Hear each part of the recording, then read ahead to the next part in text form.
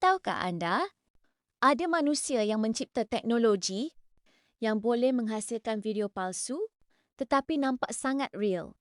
Bukan edit biasa, tetapi seolah-olah benar-benar berlaku. Teknologi ini dikenali sebagai deepfake. Ia menggunakan kecerdasan buatan untuk meniru wajah dan suara seseorang. Dengan data yang mencukupi, AI boleh belajar rupa dan ekspresi manusia. Kemudian, ia menghasilkan video baru yang sangat meyakinkan. Contohnya, seseorang boleh kelihatan bercakap walaupun dia tidak pernah mengatakannya. Ini menjadikan teknologi ini sangat kuat, tetapi juga berbahaya. Ia boleh digunakan untuk hiburan atau disalahgunakan untuk penipuan. Sukar untuk membezakan mana yang real dan mana yang palsu.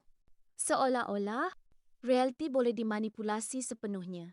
Tahukah anda, ada seorang saintis zaman Yunani purba yang mencipta mesin yang boleh berputar menggunakan wap air? Namanya ialah Karo of Alexandria. Beliau mencipta alat dipanggil Aulipil. Bentuknya seperti bola logam, dengan dua muncung kecil di sisi. Apabila air dipanaskan, wap akan keluar dengan tekanan tinggi. Ini menyebabkan bola itu berpusing laju. Inilah antara konsep awal enjin wap dalam sejarah manusia. Bayangkan, 2000 tahun lalu sudah ada idea tenaga wap. Selain itu, beliau juga mencipta mesin lain seperti Archimedes screw. Alat ini digunakan untuk mengangkat air ke tempat lebih tinggi. Semua ini menunjukkan, tamadun purba bukan sekadar kuno. Mereka sudah memahami prinsip fizik asas dengan sangat baik. Seolah-olah, mereka sudah mendahului zaman mereka sendiri. Tahukah anda, ada satu alat purba yang dianggap sebagai komputer pertama di dunia? Bukan chip, bukan skrin, tetapi penuh dengan gear mekanikal.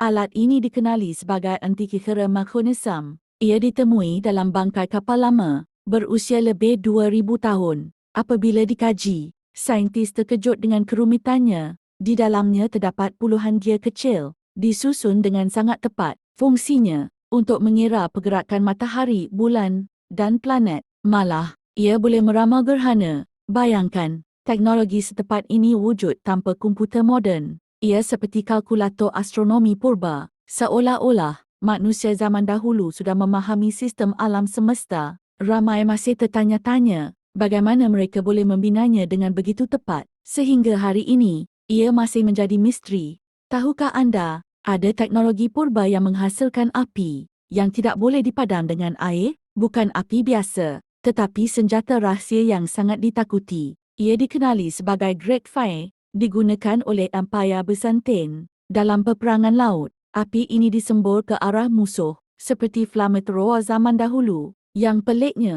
apabila terkena air, api ini menjadi lebih kuat. Musuh tidak mampu memadamkannya. Walaupun di tengah laut, formula sebenar Great Fire masih menjadi misteri hingga hari ini. Tiada siapa yang tahu campuran tepatnya. Ramai percaya, ia mengandungi bahan kimia khas yang sangat reaktif. Senjata ini memberi kelebihan besar dalam peperangan. Seolah-olah, manusia zaman dahulu sudah menguasai teknologi kimia yang luar biasa. Tahukah anda, ada objek purba yang dipercayai sebagai bateri pertama di dunia? Bukan dari zaman moden, tetapi ribuan tahun dahulu. Ia dikenali sebagai Baghdad Battery. Ditemui di kawasan Iraq, berusia lebih 2000 tahun. Bentuknya seperti bekas tanah liat, dengan batang logam di dalamnya. Apabila diisi dengan cecair tertentu, ia dipercayai boleh menghasilkan arus elektrik kecil, walaupun masih menjadi perdebatan. Ramai saintis percaya ia digunakan untuk tujuan tertentu.